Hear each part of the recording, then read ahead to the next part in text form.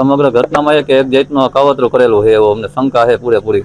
ઘટનાનું મને એવું કે મને 9:30 વાગે મારા ભાઈનો ફોન મારા પપ્પાને ટિફિન દેવા ગયો ને ત્યારે કે આવી રીતના બનાવ બન્યો છે કે પપ્પા કે ઉઠતા નથી કે એટલે પછી અમે ત્યાં ગયા ને 108 ને ફોન કર્યો.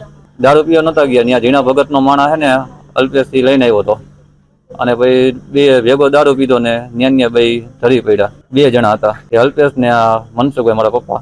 સમગ્ર ઘટના પછી અમે 108 ને ફોન કરીને પછી અહીંયા લઈને આવ્યા.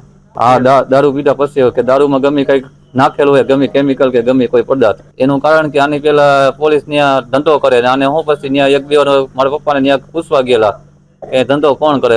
4-5 મહિના પેલા મારા પપ્પાએ કીધેલું કે ભાઈ અમને ખબર નથી. તો પછી પાછા પોલીસ ગયા ને તો પછી કીધું કે ભાઈ પાછળ ધંધો કરે, હેરાન કરવા ન આવતા, અને એનો ખાસ રાખીને કાવતરો કરેલો છે એવું અમને શંકા છે. એ તો સાહેબ અમને ન ખબર હોય, પોલીસ લેતી તો હોય ને પગલા.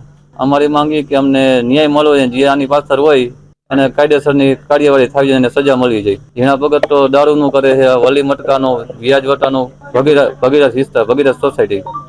રાત્રે મને 9:15 ફોન આવ્યો અને એ ભાઈ એમ કીધું કે તમારા દેરને અહીંથી લઈ જાઓ, બેભાન હાલતમાં છે.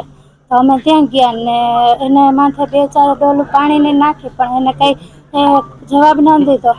પડી ગયા એને ને મોઢામાંથી ને નાકમાંથી ફેણ નીકળવા માંડ્યા હતા.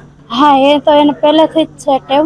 એ કઈ જગ્યાએ જતા હતા એ અમને નથી ખબર, કેમ કે અમે નોખા રહેતા હતા ને એ નોખા રહે છે એવી અમને કઈ ખબર નથી. અમને તો ખાલી એટલું જ જોઈએ છે કે અમારો નિર્દોષ છોકરો વયો ગયો છે, એને ન્યાય દો. આપણને એ વિસ્તારની કોઈ જાણકારી નથી. અમારો એટલી જ માંગ છે કે અમારા છોકરાને ન્યાય દો, નિર્દોષ વયો ગયો છે.